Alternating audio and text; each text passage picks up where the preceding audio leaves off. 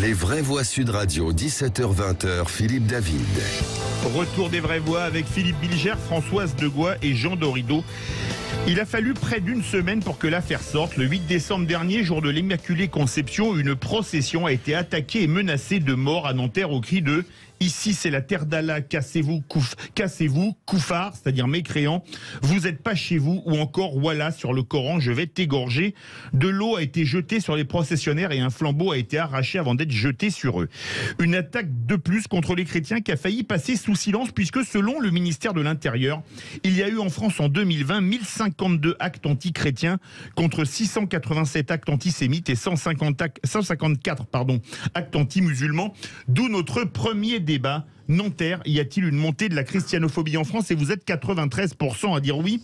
Avec nous, Isabelle Floren, députée Modem des Hauts-de-Seine et porte-parole du groupe Modem à l'Assemblée nationale. Isabelle Floren, bonsoir. Bonsoir. Alors c'est clairement une agression qu'on peut qualifier d'islamiste. Pourtant, Gérald Darmanin a manié l'euphémisme en tweetant, je cite, « Acte inadmissible, la liberté de culte doit pouvoir s'exercer en toute sérénité dans notre pays. Soutien aux catholiques de France. » A-t-il, pour faire du Mélenchon, des pudeurs de gazelle dans ce domaine ?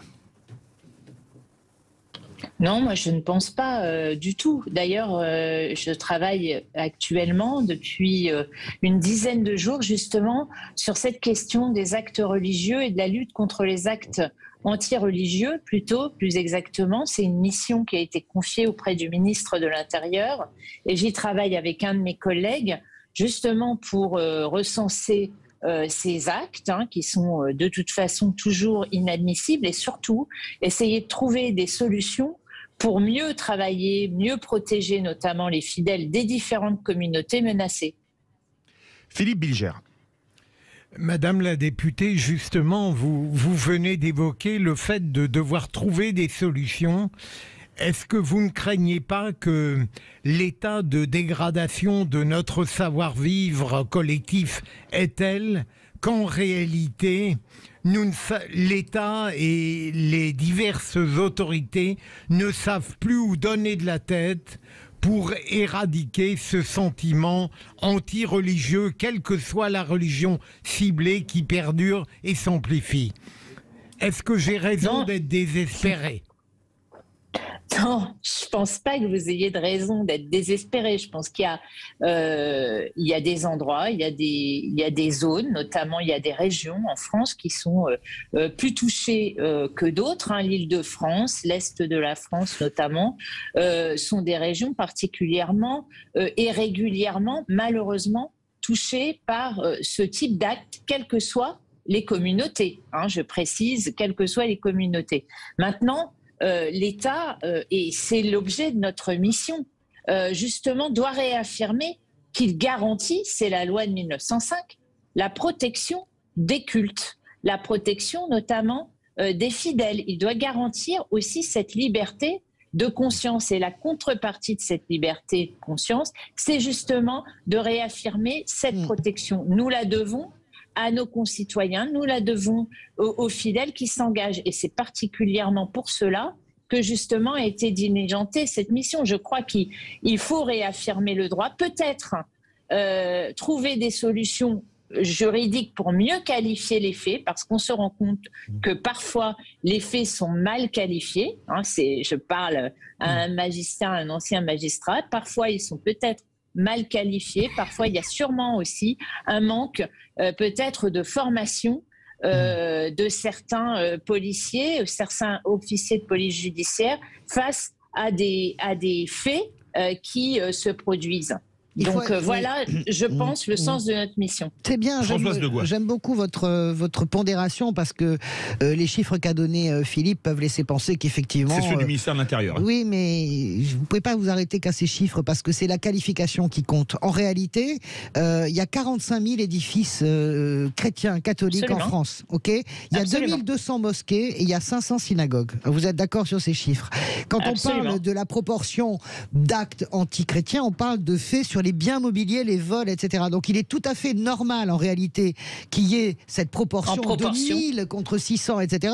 Parce que vous avez 45 000 églises et 2200 mosquées et 500 synagogues. Donc du coup, ça change et ça inverse même. C'est-à-dire que les actes anti-musulmans, ensuite, sur les faits qui touchent les personnes, on va, et là je sais que vous avez bossé votre sujet, en fait il y a 5% de cas qui touchent agression, insulte les personnes chrétiennes, contre 30% les musulmans et 30% les juifs. C'est-à-dire que les agressions à caractère islamophobe ou antisémite, en réalité, sont 3 fois plus importantes que les agressions à caractère christianophobe. Vous voyez, il y a les faits, c'est-à-dire le fait qu'on va piquer en fait du mobilier dans les églises, qu'on se sert carrément on se sert sur la bête en fait. Hein. Les pilleurs de troncs, ça existe encore évidemment.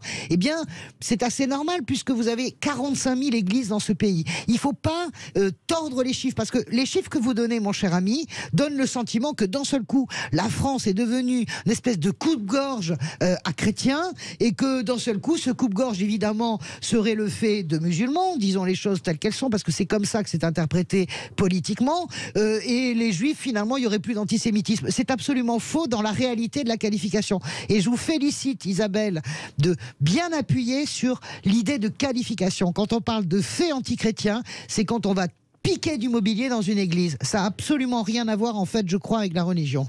Isabelle Florennes. Oui, mais moi, effectivement, vous avez raison, Françoise, il faut être prudent. De toute façon, vous avez absolument raison de rappeler les proportions. Parce que par rapport aux édifices religieux, évidemment, la proportion doit être ramenée à la réalité des atteintes. C'est pas ça enlève pas la gravité. Hein. C'est inacceptable d'aller piquer un tronc dans une église. Hein. Pardon. Et il s'agit notamment de trouver aussi des solutions avec l'ensemble des communautés religieuses. Certaines, malheureusement, se sont organisées, je pense notamment à la communauté juive, depuis de longues années, et je dirais malheureusement, parce qu'elles ont dû le faire compte tenu de la pression et compte tenu des agressions sur les terribles qu'elles ont subies sur les personnes. Et ça baisse pas, ça du tout. Non. Maintenant, il s'agit aussi de mieux travailler, je pense, avec les musulmans. Et c'est notamment, je pense aussi, le sens de notre mission. Ce week-end, il y a eu une profanation d'un certain nombre de tombes du carré musulman de Mulhouse qui ont été profanées. Et ces faits sont tout à fait inadmissibles et très mal vécus par les musulmans de France. Et nous les comprenons. Donc, c'est vraiment... je pense, une réaffirmation, cette mission, de l'objectif qu'est la laïcité, qui est évidemment de protéger également les fidèles et de protéger quelque part derrière tout ça les citoyens et de leur redonner confiance dans l'État et dans notre pays. Jean Dorido. Oui, je suis sous le choc de tout ce que j'entends. D'abord sous le choc de ce qui s'est passé à Nanterre, qui est évidemment gravissime. Sous le choc d'entendre ce mot normal dans la bouche de Françoise de Gois, qui explique qu'il serait normal qu'il y ait plus de... Vous savez très bien dans quel sens j'ai dit normal. Je le sais bien. Toutefois, le mot, je vous fais part de ma réaction émotionnelle. Je suis sous le choc de ce que j'entends.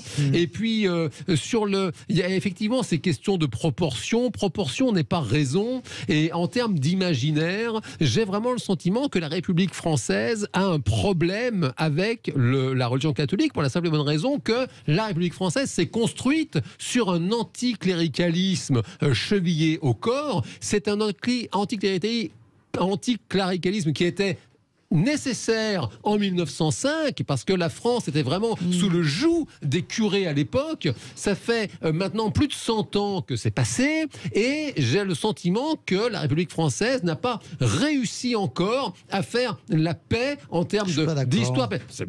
Vous êtes là pour ça. Moi je suis d'accord, c'est mon avis et je le partage comme dirait l'autre.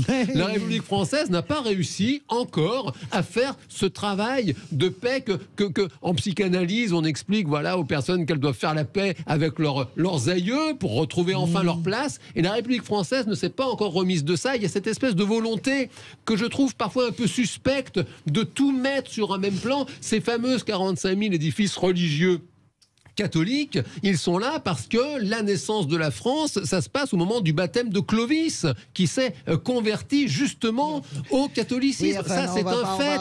Il y a un pays à une histoire. Oui. La France a une histoire. Le premier État chrétien, c'est l'Arménie.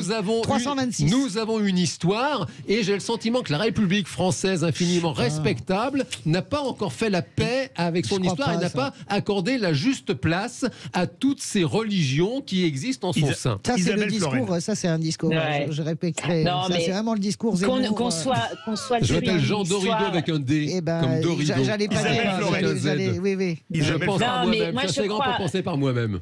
Ouais, mais la loi de 1905, on a fait quand même du chemin depuis. Bien sûr. Je crois simplement, évidemment, vous avez raison, il y a une histoire, il ne faut pas la nier, elle est importante, mais il ne faut pas nier non plus en tout cas, c'est le sens de notre mission, si vous voulez, que l'État a sa part de responsabilité et que de réaffirmer cette responsabilité, de la moderniser aussi dans son approche. Parce que quelque part, les modes aussi d'intervention, les modes de diffusion contre quelle que soit la communauté. Maintenant, vous savez très bien qu'il y a beaucoup de paroles et d'actes qui sont faits via les réseaux sociaux qui sont également source de vecteurs de violence dans les paroles et que tout ça nécessite aussi que nous travaillions avec les communautés, quelles qu'elles soient, pour trouver les meilleurs remèdes, les meilleures, je disais, qualifications.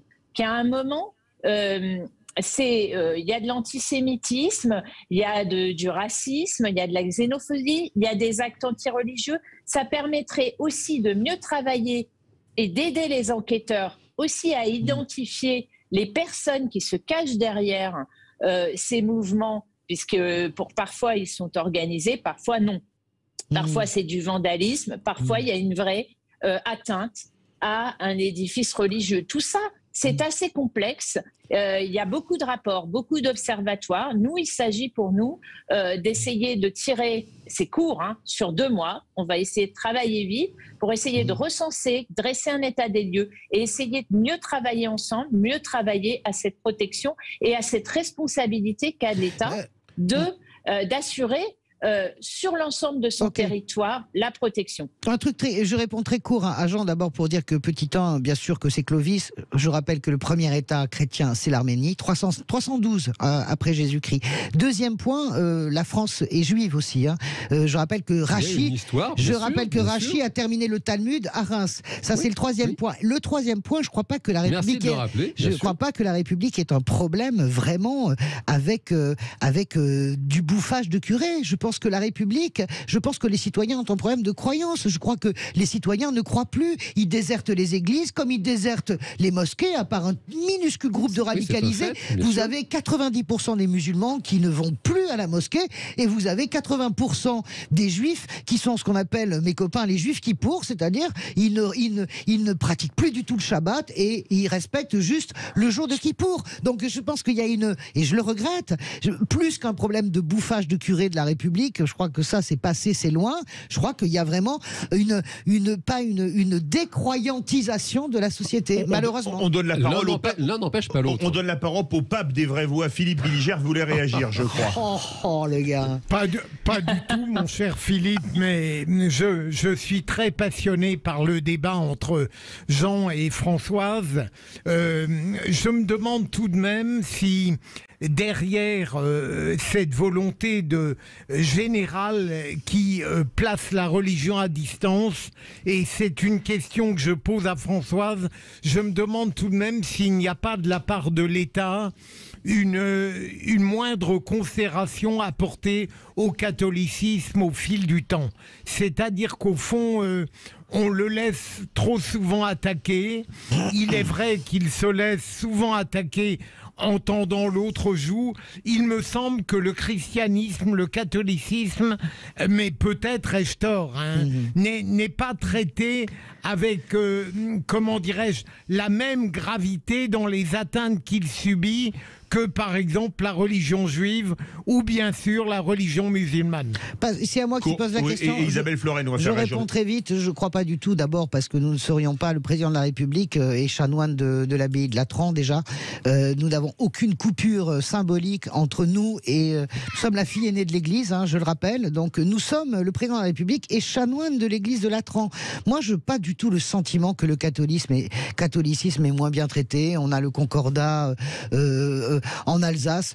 Pas du tout. Je sens pas ça du tout parce que je pense qu'il n'est pas plus attaqué que ne peuvent l'être nos amis juifs et que le sont la maltraitance également sur les musulmans. Isabelle Floren. Oui. Justement, vous parliez du concordat, Françoise. Moi, je pense que ça serait intéressant. Mon collègue est de Moselle et sous régime concordataire. Et justement, ça sera intéressant de comparer le rôle des communautés dans ces régions. Et c'est l'objet aussi de cette mission. Ça marche très bien. Tout à fait. Ça marche très bien entre les juifs, les musulmans. Avec les autres régions.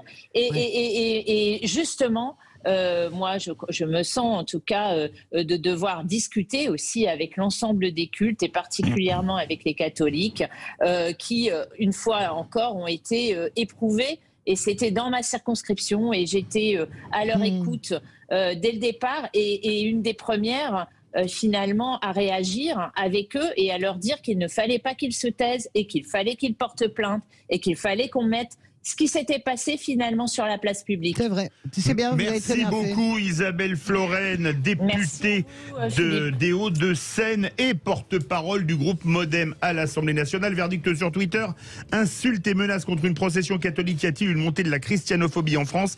Et vous êtes 92,9% à dire oui. Est-ce que vous aimez la ville d'Albi, les vraies voix? Avec une magnifique cathédrale Sainte-Cécile, et puis avec classée au patrimoine de l'UNESCO. L'esprit Qatar, absolument. Un esprit de résistance exceptionnelle, hérétique un peu, et pourtant très croyant. Oui, mais croyant. Et justement, on va prendre la direction d'Albi en compagnie de Philippe Rossi, mais pas de la cathédrale, mais de la prison.